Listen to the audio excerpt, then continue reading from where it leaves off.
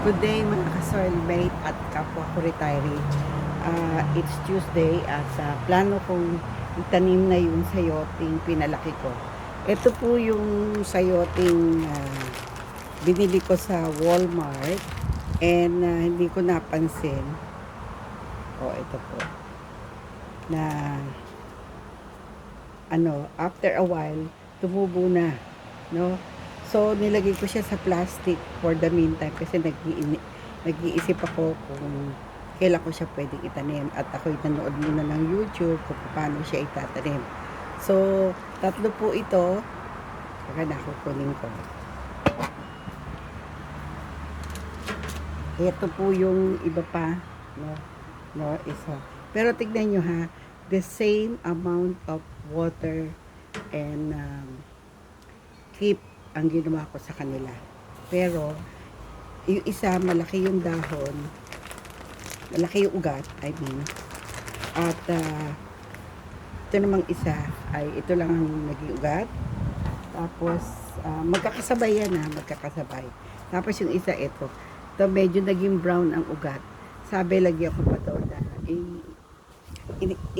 nag-stay siya dito for about 2 weeks. So, ito na po ang huli. So ngayon tatanong natin, yung tinignan ko sa YouTube, kailangan daw ang lupa medyo sandy. So i-check ko sa garden kung meron akong natira pang sand at i-mix ko sa organic potting soil. Kasi mas maganda yun kasi kakainin natin yun. Kaya kakainin namin ng pamilya. So hindi ako gumawa ng malaking pot para sa sayote. Kasi this is my first try. Ang gagawin ko na lang, yung balde, isang malaking dati kong pinagtaniman ng cedar.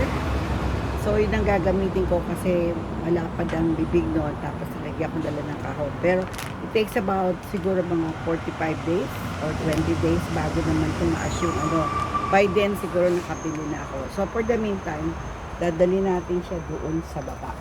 So, papakita ko sa inyo. Ayan. Yung isa, siguro ilagay ko na silang tatlo. Let's see. So, let's go to my garden. Medyo magandang araw ngayon, pero sobrang init.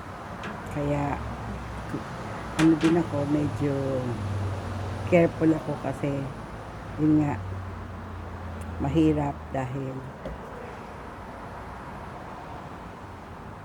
so, sandali lang. Paglalakad tayo dito sa garden ko.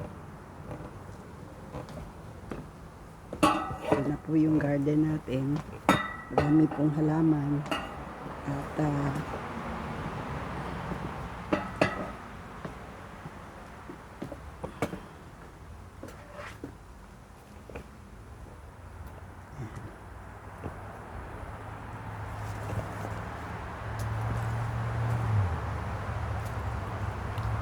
yung aking barberry, ito yung rose, ito yung kailangan po natin yung marigold kasi yun nga para hindi siya puntahan. So, dito ko muna po siya ilalagay for the meantime. Ito po yung aking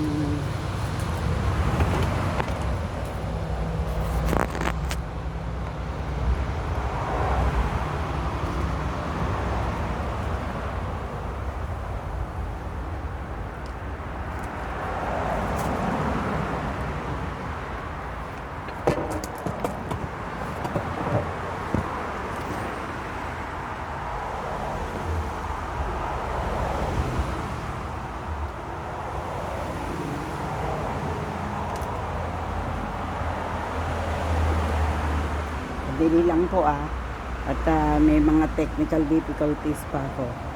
So ngayon po medyo magandang araw at nakapaglinis na ako ng kaunti except this one. So